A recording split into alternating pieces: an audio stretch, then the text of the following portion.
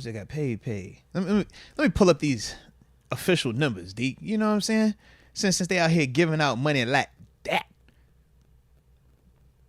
I think it was Shefty that might have broke that news. Make sure we credit Mr. Shefty. But yeah, man, young Nick Bosa, who was in a holdout, very vocal about it, just signed a 5-year, $170 million extension with the Niners, $122.5 million guaranteed, ultimately making him the highest You said 170? Yes, 170 was the extension, 5 years, and then 122.5 is the guaranteed portion of it. Yeah. 34 part. Yeah, so for context, TJ was 5 for 112 with 80 guaranteed. So, yeah. No hometown discount for Bosa. Well, Bosa was very clear. He said he was never taking a hometown discount. And he said that he had all the leverage because this is actually earlier today as well. I believe it was his agent had said that they got guaranteed 26 other teams that will pay him whatever if y'all decide not to pay him. And he was completely fine with sitting out. Honestly, this situation was different than like the L Bill or running back scenario because of the position to me. I'm like, bro, you talking about pass rusher. No one wants Jonathan Taylor. Yeah, pass rusher. I'm like, bro, that's the sexy no position. one wants Barkley. You know what I mean? Quarterback, pass rusher, left tackle, corner. Those dudes, yeah. Receiver, that's the hierarchy. So, yeah, for Bosa, man, I was like, when I saw that stance, I'm like, you know what? You're coming off of a depot. You're 100% right. If you decide to sit out, it's going to hurt the Niners more than it's going to hurt your pocket because you're for a fact going to get broke off crazily in your prime. You're not like you said, running backs where we know as soon as they get to year 4, that's when they really start to take that decline, right? And you're essentially just throwing away money is what it feels like. For pass rushers, these dudes have been playing well into their mid-30s, late 30s for some of these guys. Yeah, some of them start to take on a little bit of a different role, but Right. you can still get their prime going into early 30s at least. Seriously, yeah. And even when they start to age out, they still become rotational 8+ sack dudes where they're still in that convo. Guys like Bosa we're talking about. Bosa is in a category of like a TJ Watt. Like, we're not talking about some run-of-the-mill dude. Like, reigning defense player of the year, right? We know we had ours. He just got his. We about to see who's going to get, going forward.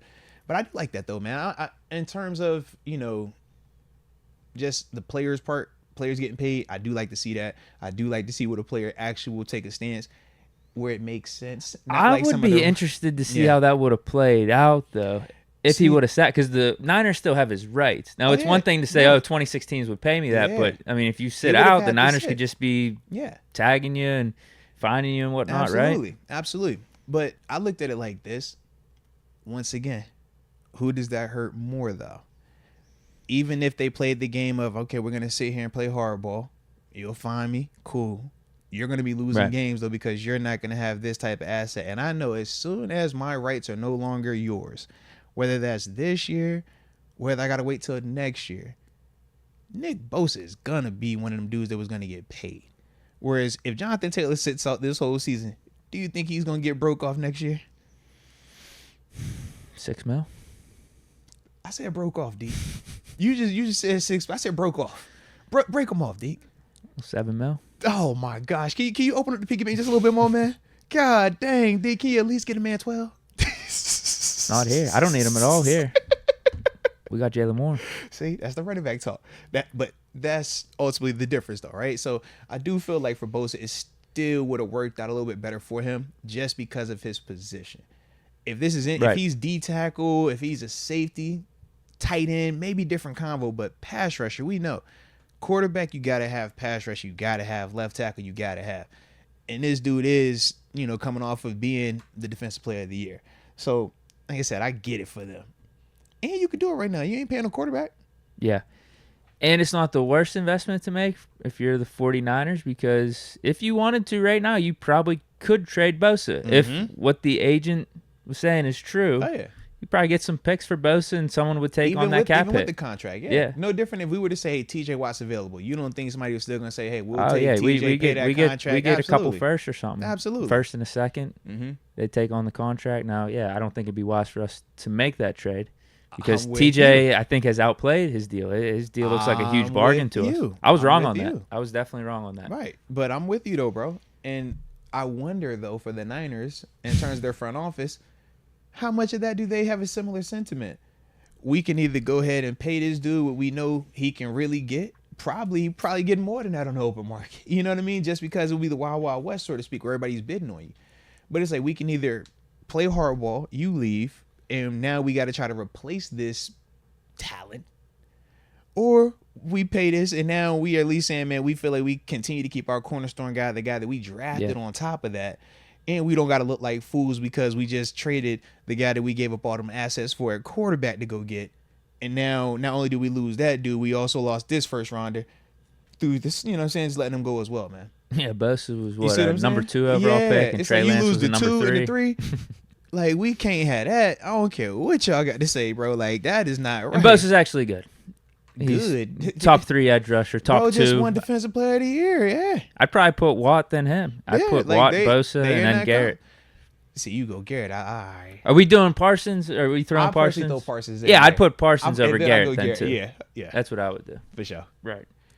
But in terms of the timing, if Bosa was always going to play, this is probably the best timing we could ask for. I'd rather Bosa not play and still be holding out. I'm with you. Yeah. But this is like the TJ scenario, and you brought this up many times whenever he was doing the hold-in. Like, you never know what could happen now. Just to go from, like, 0 to 60, where he hasn't been practicing with the team and doing, like, full sprint type of stuff. All of a sudden, some of those soft tissue injuries could pop up. That was the whole season for TJ. So do you think they're going to do Bosa 100% against us? Put it like this. I don't know, based on their depth, if they can take the approach that we took. Remember, that's when we had Melvin Ingram. That was the first time in Heisman. So we legit used the 3-man rotation. We would see TJ rotating off. Yeah, that first game against the Bills, it was pretty much. Each one was getting like 60, 70 apiece. But it was perfect because for TJ, he could play as hard as he could play, but he was able to get legitimate breathers. I just don't know how the Niners feel about their depth. Right now, you're looking at was it Clelin Ferrell? I think, make sure I'm not tripping on that. They just pick him up. Yeah, about to say it should be Clelin Ferrell. He's one of the dudes that's gonna be a part of that rotation. You know what I mean? Drake Jackson, Austin Bryant. So it's just like, I just don't know how they might feel about those dudes. Kind of bad. So basically what I'm saying is he's going to be playing a lot. Now, I'll say this also, though. Very similar to the TJ Watt situation, because I'm not about to sit here and act like because it was TJ could be working while not practicing, still come out here and be lighting the league on fire while he was playing, while he was healthy, and not act like Bosa is not cut from the same cloth. Yeah, because TJ did have a really good week 1 game against the Bills. Absolutely. In the same way we talk bloodlines, we know TJ come from a family of ballers, league dudes. Bosa, he come from a family of ballers, league dudes. So even though he's been in Florida, I was like, man, this dude's still been working and he's ready to go. So I'm not anticipating anything less than full 100% Nick Bosa. I feel like if you Dan Moore or you Chooks and you got any other mindset, you're doing yourself a disservice, bro. Tomlin made sure, or at least he was preaching that the whole time that you got to expect that Bosa's going to be playing. So they shouldn't have a letdown mindset of expecting him not to play. But I know, hopefully at least. But you know they go hit him with the Bosa who, man. Man, we ain't worry about Bosa, man. We all right. I just don't want them to be sleeping on him. Let the fans say that. Chooks and Dan, don't listen to them. Y'all know exactly what that. Yeah, but so you know exactly what that man is. I don't care what these fans are saying. You know exactly what you about to deal with, man. In other news, though, related to 49ers players maybe not playing, George Kittle, you see that? Yeah. That'd be nice. I definitely did, man. I did see that pop up in terms of, because he's dealing with a groin. Is that correct, right? He's the groin. Cooper Kupp's the hamstring. Yeah. And then Kelsey's the knee. Yeah. But no, I did see that, man. And I mean, well, obviously it'd be helpful. Yeah, heck yeah. We're going to talk strengths and weaknesses in a little bit, but absolutely. We know even if he's anything less than 100%, that's a huge bonus for us. I know sure as heck it's going to make Minka's life a lot easier. Yeah. Yeah. That's one of the things I was seeing over the last couple of days on Twitter. There's some Steeler fans that were saying, we want them to have Kittle and Bosa out there because we want them at 100%. Like, who cares? I get it. We want to be tough. We want the whole no excuses mentality and whatnot. But at the same time, it's hard to win in this league. And if you're telling me the Steelers have a better chance of winning when George Kittle and Nick Bosa aren't out there, I'd prefer that. Deke, can I ask you a question? No Deke? one's gonna care at the end of the season how you got that week 1 win, because I mean these wins they count, they add up. Every game matters. Can I ask you a question, Deke? What? Did the Eagles not belong in the Super Bowl because they got a chance to play a less than 100% Niners team, bro? Exactly. Was anybody saying, man, the Eagles, y'all got to take them out, man. They don't deserve to be here. No. Exactly. Don't nobody care about any of that. In fact, it wasn't even talked about for real once the game started. It's like, bro, we got a game right here, man. This is what the focus is. They don't ask how you get there. They just ask how you there, man. And that's one of the things that I'm with you. I would have really preferred not to see Nick Bosa out there. Why am I calling for a murderer's row? Unless you got pride and ego problems. If you got pride and ego problems, man, there's a lot of people on the side of the road that have not made it behind pride and ego.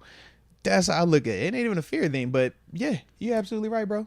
No, yeah, Bosa's playing. It's hard now we deal with that. Right? But if you were to tell me a couple of days ago, hey, would you prefer to have Nick Bosa and George Kittle out there if you're the Steelers? I prefer them not to play. Yeah.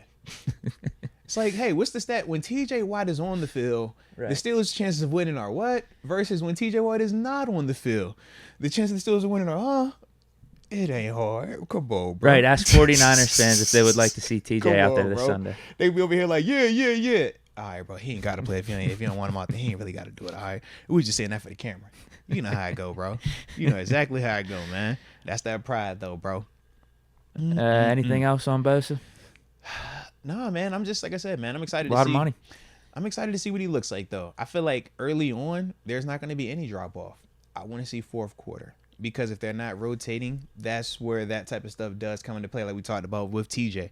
Difference was for TJ, we were able to rotate him.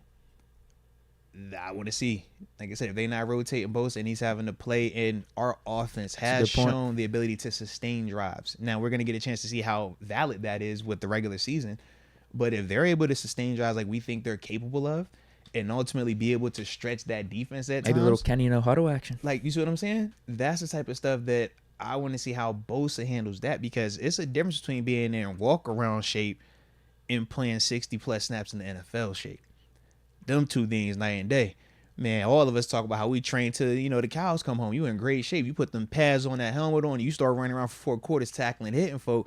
That's the part we talk about at training camp, acclimation periods. And we've seen just, even with our squad, throughout the years, man, them first couple practices, you like, bro, you got to be smart out here, man. Better be smart. So that's the part where, because it's the actual game, Bosa doesn't get to let me tone it down a little bit, bro. You getting $34 million a year. We're expecting you to go out there and be the Terminator. Period. And they'll need him to be. Yes, they will. You look at their other edge rushers. Yes, they definitely will, man. I mean, outside that's it. They more of an inside party over there. Right. Yeah, they gonna party in the inside. That's right. Yeah. Which does help us, though, because that right now is the strength of our offensive line. It is. So I do like that 100%. part as well, man. I definitely like that.